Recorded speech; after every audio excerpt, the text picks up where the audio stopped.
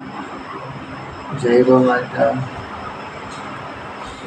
આજે અમારે સવારે ગોમતી ગાય વિહાણી હતી ને, તો અધૂરા મહિને એ ગીતી ગૌ માતા.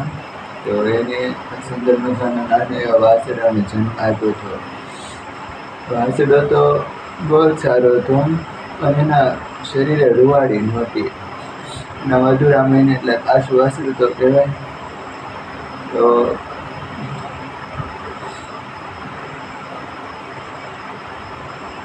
આજે અમારો વાસડો અત્યારે ફીટ 9:45 હશે. ગાને તો કાંઈ ધારી ન કે એટલે ટોટીએ દૂધ પાતો હતો, પણ બસ આખી ટોટી દૂધ નથી પીતું. થોડીક અધૂરી હતી ત્યાં એને 2 સપ્તાહ દીધો છે.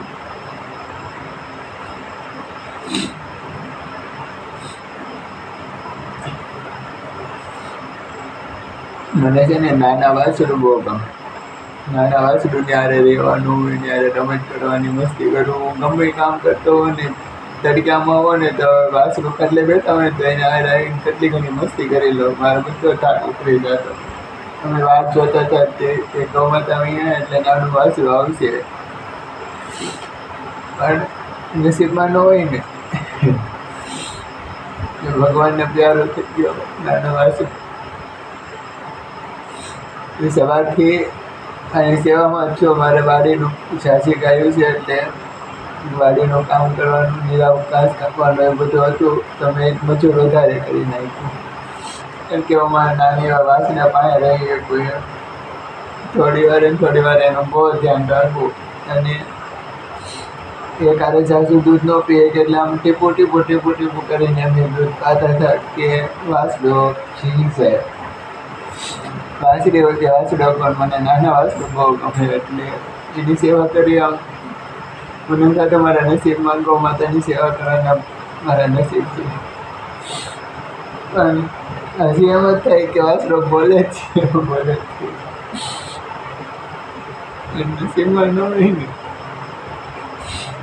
એટલે ભગવાનને પ્યારો થઈ ગયો.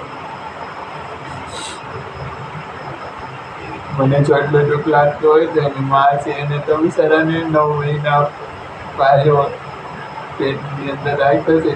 તો આજે ગાય બાંભરે ને આપણથી દુઃખ નથી જોવાતું.